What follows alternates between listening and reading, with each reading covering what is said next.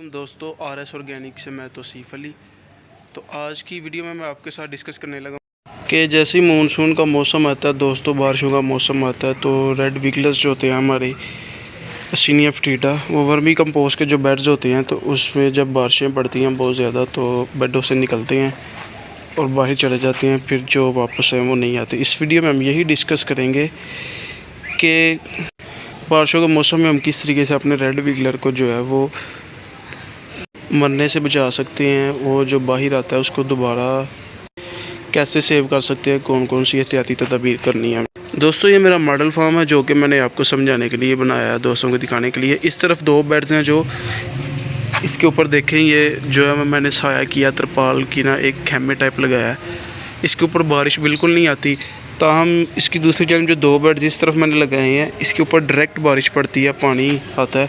तो क्या होता है, जैसे ही बारिशें पड़ती हैं तो बेड के अंदर जो नमी है बहुत ज़्यादा हो जाती है। ठीक है, मैं आपको दिखाता हूँ। ये देखिए कितनी गीला कंपोस्ट गोबर गीला हो जाता है। तो इसकी वजह से जब ज़्यादा नमी अंदर होती है तो ऑक्सीजन की कमी की वजह से कैंचुआ जो बेडों से बाहर भागता है। जब बाहर भागता है तो फिर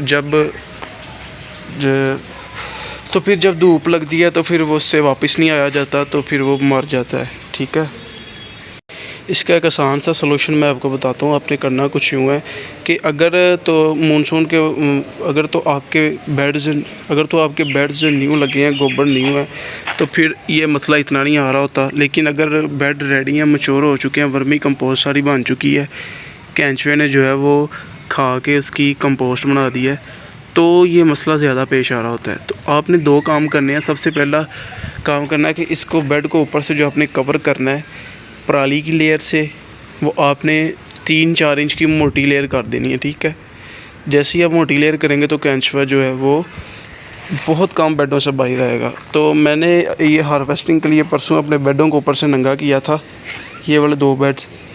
तो कल बारिश हुई है तो उसका देखे फिर क्या नतीजा हुआ कि इस तरफ जो गोबर हम लाते हैं बेड लगाने के लिए, आगे न्यू कैंचुआ आ गया इनमें काफ़ी ज़्यादा। मैं आपको दिखाता हूँ, ये देखें इस तरफ गोबर हमने दोस्तों ट्रीट होने के लिए रखा है, इसको ठंडा होने के लिए।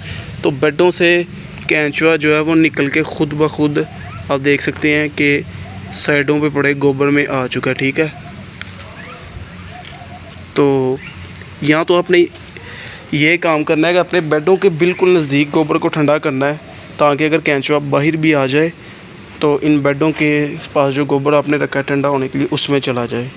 ठीक है, फिर हम दोबारा जब न्यू बेड्स लगाएंगे इस गोबर को जब उठा के बेडों में डालेंगे तो दोबारा कैंचुए जो है वो सारा जो गोबर के अंदर होगा वो जो न्यू बेड्स लगेंगे उसमें चला जाएगा। सबसे पहली बात है कि अगर आप इस तरीके का कोई शेड लगा सकते हैं अपने बेडों के ऊपर, या इस तरीके का एक खेमा टाइप लगाएं।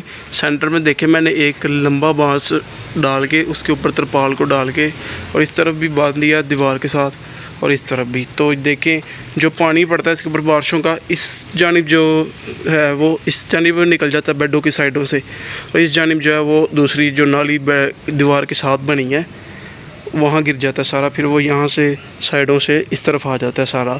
तो बेड जो है वो महफूज रहते हैं। अब जो ये दो बेड्स लगे हैं दोस्तों शेड के नीचे, इनमें देखें मैं आपको दिखाता हूँ कैंचुआ काफ़ी मिकदार में मौजूद है। इसके ऊपर डायरेक्ट बारिशें नहीं पड़ी, इनसे हम जो वर्मी कंपोस्ट उतार भी रहे हैं। आप देखें माशाल्लाह कैसे गुच्छों की शक्ल में है। तो अगर आप चाहते हैं कि आपका ब्रीड भी सेफ़ रहे तो आपने यहाँ तो ये शेड लगा देना है, यहाँ आपने 3 से 4 इंच की मोटी लेयर पराली के ऊपर लाजमी डालनी है। ठीक है,